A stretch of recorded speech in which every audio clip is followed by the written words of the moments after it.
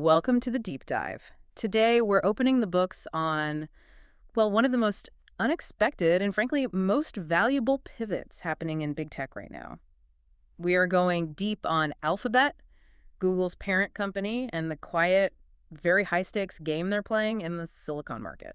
It's an absolutely essential topic. I mean, for decades, Google has been completely synonymous with software, with search, and with advertising. Right, that's their identity. Exactly. Yeah. But what our source material is really digging into is that the energy, the excitement, and potentially the staggering future revenue. It isn't coming from new search algorithms. It's coming from custom hardware. Okay, so we're talking about tensor processing units, TPUs. Our mission today is to unpack how these custom AI chips are moving from, just a proprietary internal tool, Something they only used inside Google Cloud. right, to a potential multi-billion-dollar commercial product that could completely change Alphabet's entire financial identity. And if you need a hook, I mean, just look at the stock market. That huge rally Alphabet saw recently, that 30% surge in the fourth quarter, Yeah, that was massive. it wasn't driven by search dominance. It was fueled almost entirely by excitement around hardware, around silicon, and specifically the momentum building around these TPUs. The market is betting on the metal. And that shift in investor focus is what's so compelling here. It signals that Alphabet is stepping into this new role that could reshape its entire future. But to really get the opportunity, we have to start with the tech itself. What exactly is a TPU, and what makes it special enough to get everyone this excited? The key word is specialization. A TPU is an application-specific integrated circuit, or ASIC. Now, if you think about the market leader, NVIDIA's GPUs, those are designed to be general-purpose tools. They're generalists. The ultimate multi-purpose tool, right? Right. I can do graphics, gaming, complex math. Precisely. And they do AI training very, very well. But an ASIC, like the TPU, it's fundamentally different. It is engineered for a single optimized purpose: the massive repeated execution of machine learning calculations. When we talk about AI, the core task is basically matrix multiplication, just multiplying huge arrays of numbers over and over and over. So, okay, if a GPU is like a flexible workshop that can build anything, the TPU is more like a hyper-optimized assembly line. A perfect analogy: an assembly line built for one specific task. And what makes it so good at that one task? It's an architectural choice called the systolic array. This is really the fundamental difference.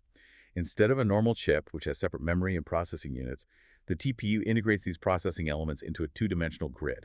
Data just flows through this array, kind of like blood through arteries, and every single calculation feeds directly into the next one. It minimizes latency, it minimizes memory fetches. That sounds incredibly efficient. So how does that translate into, a practical advantage for a business trying to use AI? It delivers two huge competitive advantages, especially in the later stages of AI, what we call inference.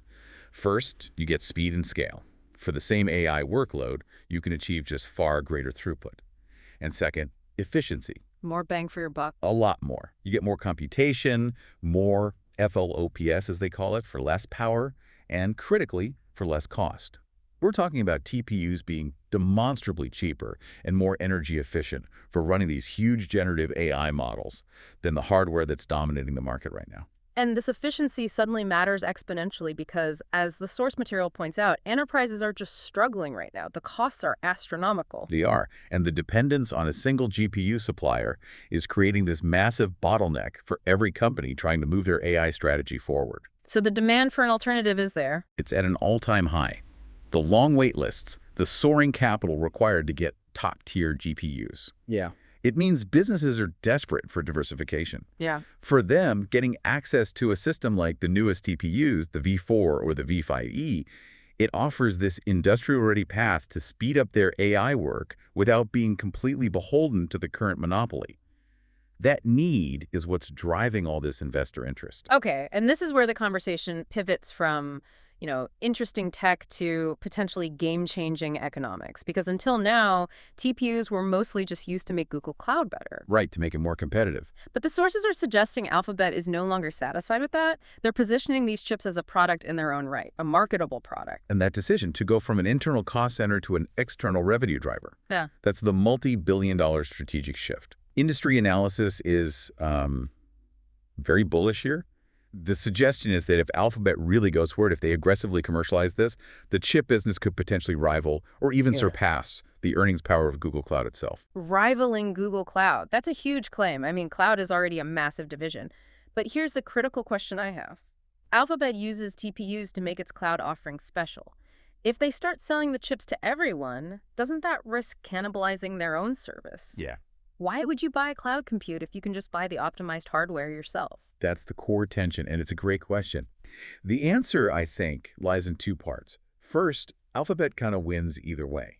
Even if they don't sell a single chip externally, just having better TPUs makes Google Cloud's margins better and makes them more competitive against AWS and Azure. Okay, so it's a win-win internally. Exactly. But second, the revenue potential from external sales is just so enormous, it might outweigh that risk of cannibalization. I mean, if they don't offer the chips, someone else will eventually fill that niche. By selling the TPUs, Alphabet makes sure they capture a huge piece of that foundational infrastructure spending. Doesn't matter if it's running in their cloud or someone else's data center. That makes sense. It's about becoming a necessary layer for the whole industry, not just one provider within it. Okay, let's put some numbers on this. Because they are staggering, Gil Luria from D.A. Davidson had a really bold projection about this. He did. Luria projected that if Alphabet makes a full strategic commitment to selling TPUs externally, they could capture roughly 20% of the entire projected AI chip market. 20%. And when you look at the estimates for what we're going to spend on AI infrastructure long term, what does that 20% slice actually mean in dollars? Based on those long-term estimates, that 20% slice, it equates to an opportunity totaling approximately $900 billion. Wait, 900 billion? $900 billion. Over time, of course. But that's a figure that just elevates Alphabet's entire valuation argument. We're talking about a new pillar measured in hundreds of billions. Okay, so to bring that back down to earth a bit, to more immediate terms, Morgan Stanley ran some numbers on what this could mean for Alphabet's financials in the near term. Right. Their projections suggest that for every 500,000 TPUs they sell to outside data centers, that could translate to about $13 billion in annual revenue By 2027. by 2027. And if you anchor that $13 billion against Alphabet's total projected revenue for that year, which is somewhere around $447 billion, I mean, $13 billion from one new hardware line that's substantial. It's highly material. It means external chip sales alone could lift their entire revenue by almost 3%. For a company that big, finding a new high-margin revenue stream that adds billions, that's an achievement very few companies can match. It validates this belief among analysts that a real strategy is taking shape here. External TPUs seem inevitable now. And this isn't just theoretical momentum, right? It's being proven out by major deals. The source material points to specific partnerships that confirm there is massive real-world demand. Absolutely. The first big proof point was the agreement with Anthropic. When they secured that multi-billion-dollar TPU supply deal, it was a clear signal to the market. I think the stock jumped something like 6% on that news. It just showed that these chips aren't just fast in a lab. They are moving in huge commercial quantities. And the second point really validates the quality of the chips, even among competitors.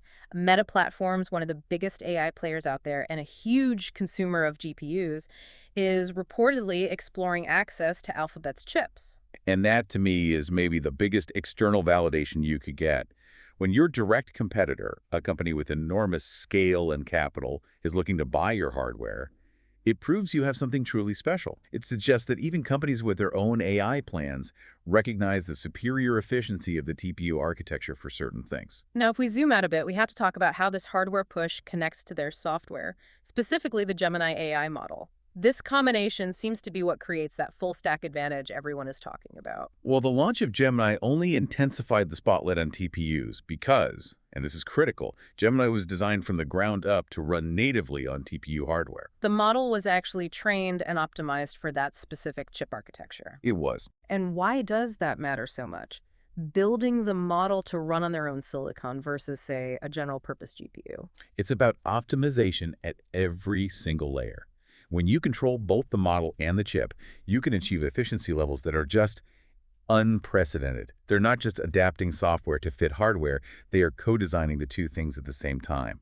This lets Gemini run faster, use less energy, and probably hit better performance benchmarks on TPUs than it ever could on non-optimized hardware. So that's their moat. That's their competitive advantage. Very few companies can claim leadership across that entire stack, from the model, Gemini, all the way down to the specialized silicon. It's an incredibly powerful strategic position. It solidifies Alphabet not just as another competitor in the AI race, but as a foundational infrastructure provider for the whole ecosystem.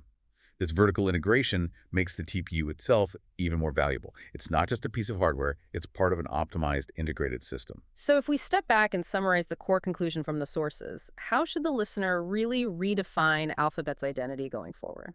Alphabet is no longer just an advertising titan or, a cloud contender. It is definitively positioning itself as a foundational AI infrastructure provider. Like you said before, they're building the picks and shovels for the new gold rush. And looking at their financials, we see this ongoing tension in the valuation. Despite all this momentum, the material notes that Alphabet is still trading below peers like Apple and Microsoft, who are also making moves in custom silicon. And that valuation gap, it suggests the market is still catching up to how fast this is all moving. The consensus seems pretty strong. If the TPU momentum continues, especially the external sales, and if those AI efficiency gains compound, the stock is still attractively priced relative to its long-term technical footprint.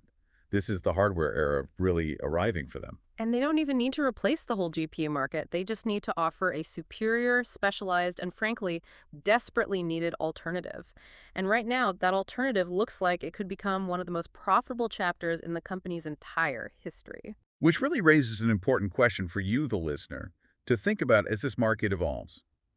If Alphabet's proprietary hardware era has truly arrived, what does running a closed-loop SAC, the model running natively on the silicon, what does that imply for the competitiveness and the cost of companies that are still relying only on general-purpose chips?